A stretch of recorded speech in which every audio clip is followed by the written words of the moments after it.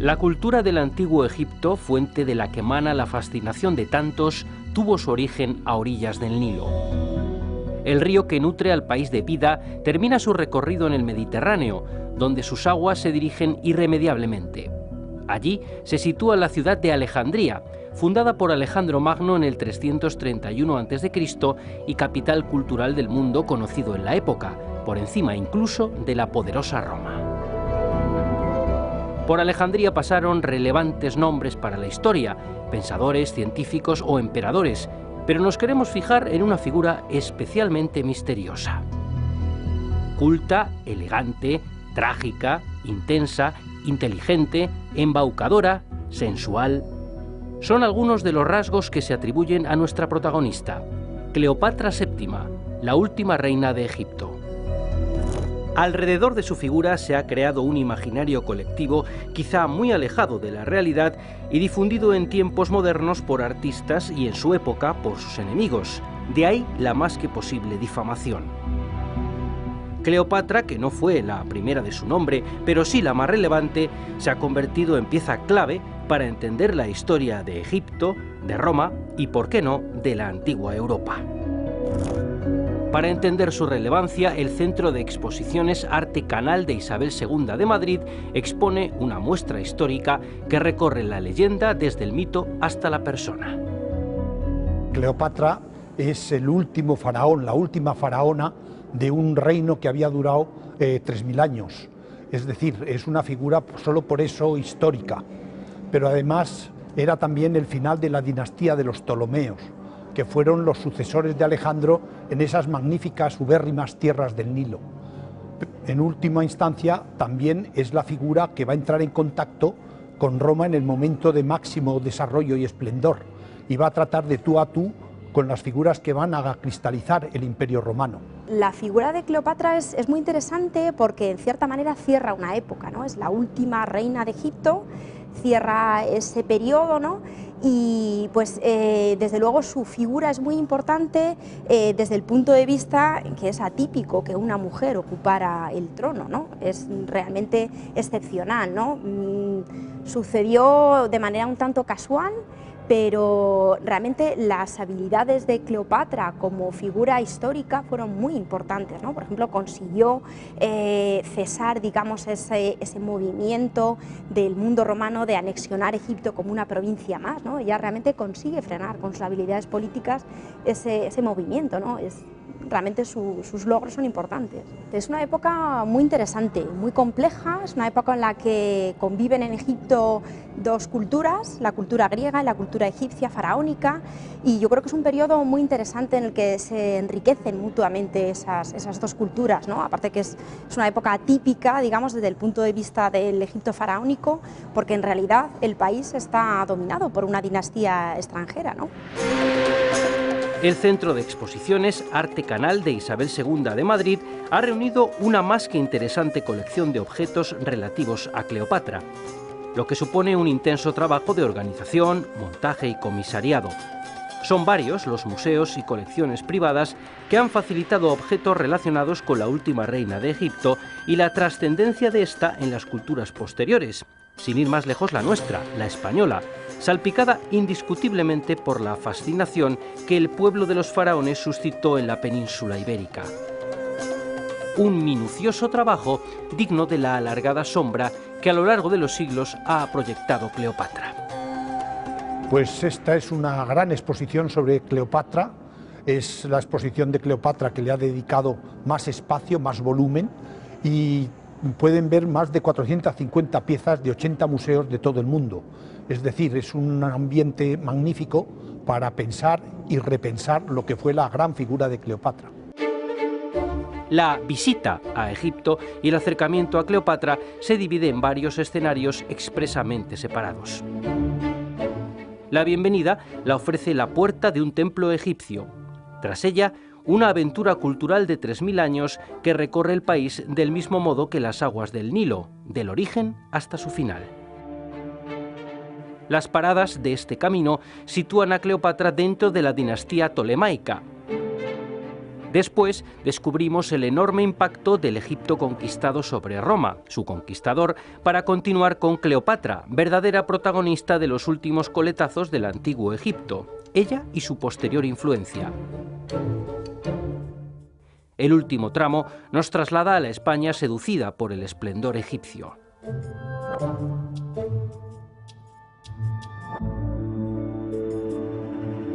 Y a mitad de camino, una reproducción a todo color de cómo debió ser originalmente el templo de Devot, compañero ya insustituible del paisaje madrileño.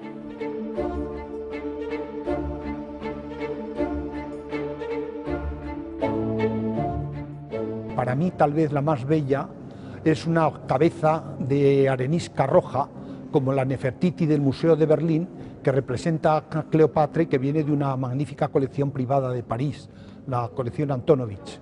Pero a lo mejor lo que es mi gusto como arqueólogo no tiene por qué coincidir con el de una otra visita que pueda maravillarse con los brazaletes de oro, o los niños que les encantará, estoy seguro, la reconstrucción a todo color de la capilla del templo de Devot en Madrid, pero vista con color y con sus carteles legibles en castellano, que es todo un descubrimiento.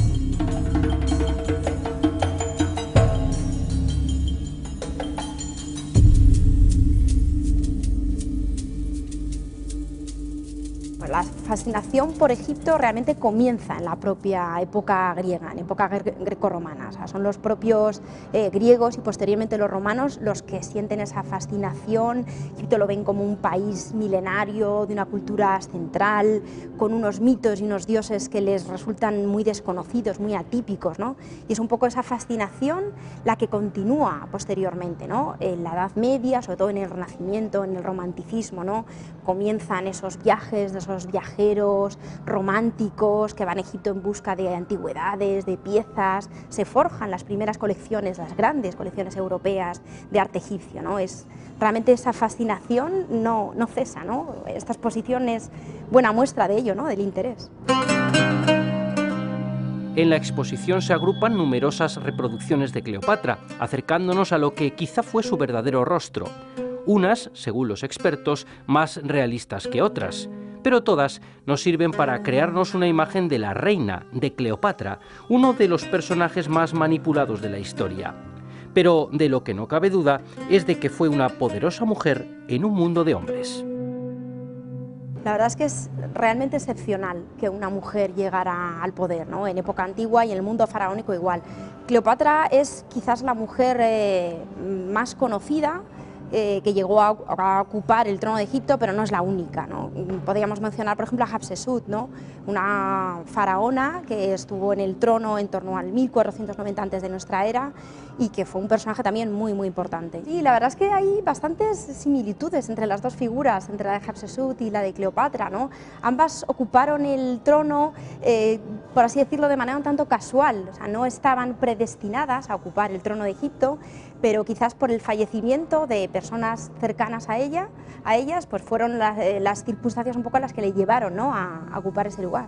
Descubrimos en ella y a través de la exposición a una mujer muy inteligente, una mujer excepcional para su tiempo, en la que fue muy buena gobernante, hizo decretos importantes, económicamente sacó al país de una situación económica delicada, puesto que hubo mucha hambruna, y supo tener el mando y también supo ser aceptada por sus conciudadanos, incluyendo hablar su propia lengua. Entonces tenemos ahí a una persona culta, una mujer que en un tiempo difícil para las mujeres gobernantes, que no, por ejemplo, la mujer gobernante era una idea aterradora para los romanos, supo estar ahí, supo ser valiente, inteligente, culta e intentó mantener Egipto para los egipcios.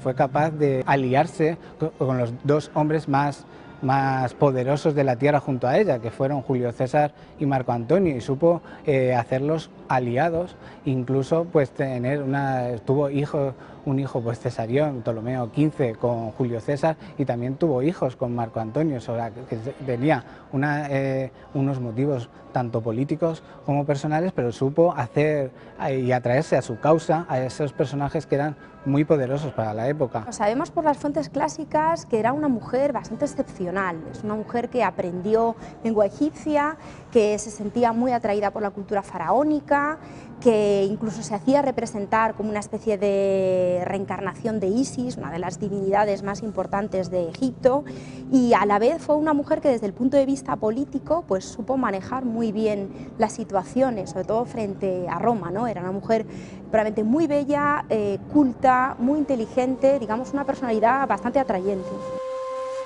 Otro elemento histórico del que no cabe la menor duda es de la posterior trascendencia de Egipto sobre otras culturas. Sin ir más lejos, la romana, una de las más importantes que han rodeado el Mediterráneo y coetánea en los últimos coletazos egipcios, precisamente cuando ella, Cleopatra, disfrutaba o sufría su posición de última reina. Pues es una época enormemente interesante, porque aunque Roma conquista Egipto, digamos militarmente, políticamente, y la absorbe en el imperio, va a ser la religión, la cultura refinada de Egipto, sobre todo sus religiones de tipo orientales, mistéricas, mucho más sentidas que la ritual concepción de la religión romana, lo que va a conquistar a Roma, y luego se van a expandir por todo el imperio romano.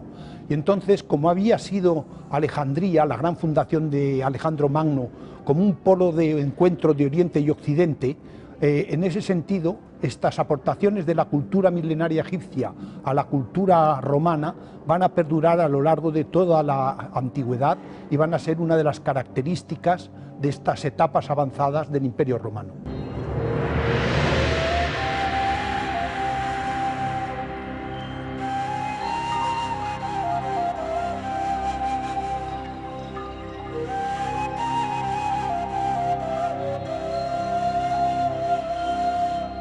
Sabemos muy poco de su vida, porque hay muy pocos textos que aludan a su figura de forma objetiva, ya que en gran medida estaban deformados por ser la enemiga declarada de la propaganda que hizo Augusto para unificar el imperio. En ese sentido, como hay pocos datos, han sido los literatos y los artistas los que han recreado su figura y le han añadido un aura de creciente interés que todavía perdura en nuestros días. Por ejemplo, ha traído muchísimo las producciones cinematográficas, algunas muy conocidas por todos nosotros, y eso forma parte del prestigio, del mito de esta figura histórica.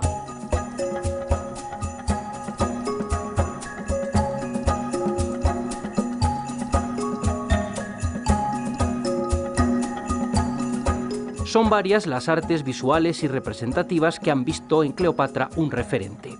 El ballet, el cine, el teatro o la danza han rescatado una y otra vez a un personaje sobre el que profundizar y con el que expresar emociones y sentimientos.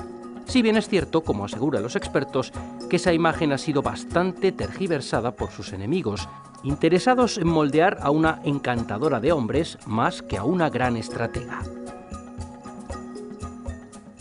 Vienes aquí rebosante de vino y de autocompasión para conquistar a César.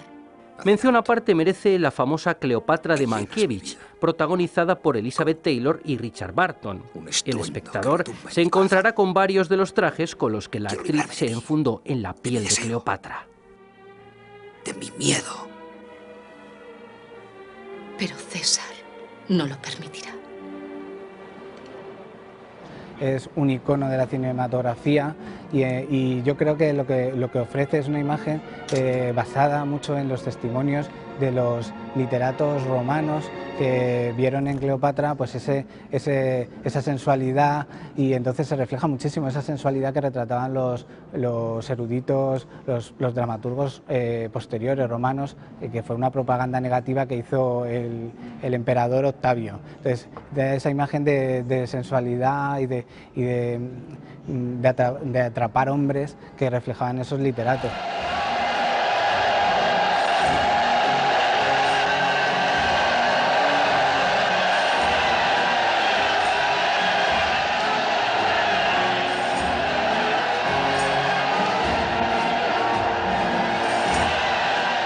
semejante le sucedió a Roma desde Rómulo y Remo.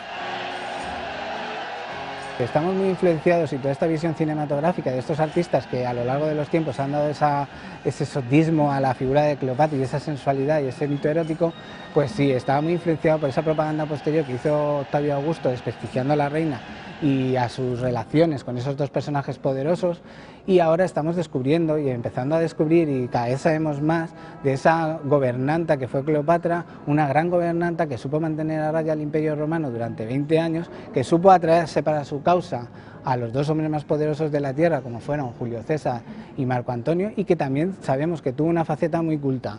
Existen autores musulmanes del siglo X que nos hablan de una mujer, y no nos hablan de su faceta erótica o sensual, sino nos hablan de una mujer que ha hecho tratados de medicina, de una mujer culta, de una mujer que sabía 9 lenguas, entre ellas era capaz, y por amor a sus conciudadanos, de hablar el egipcio, cosa que no hizo ninguno de sus antecesores ptolemaicos, con lo cual pues tenía un acervo cultural que también la hacía muy atractiva, aparte de que también junto con los mencionados Julio César y Marco Antonio era la mujer más poderosa del Mediterráneo.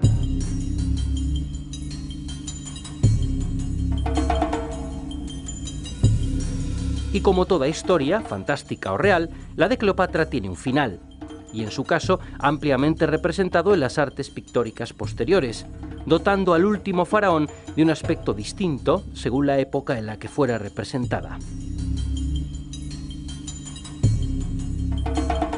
El hilo conductor de estas muertes de Cleopatra es siempre el mismo. Realidad o ficción, vemos a la reina junto a una serpiente áspid exhalando su último suspiro antes de despedirse de su más que intensa vida.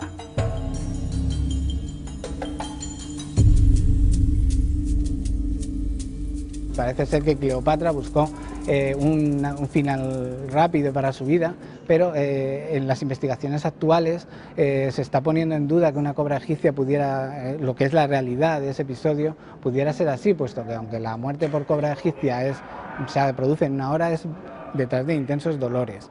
Por tanto, se piensa que en la realidad podría haber sido otro instrumento mucho más rápido, como una aguja de un peine o otro tipo de... Pero el caso es que la cobra egipcia tenía un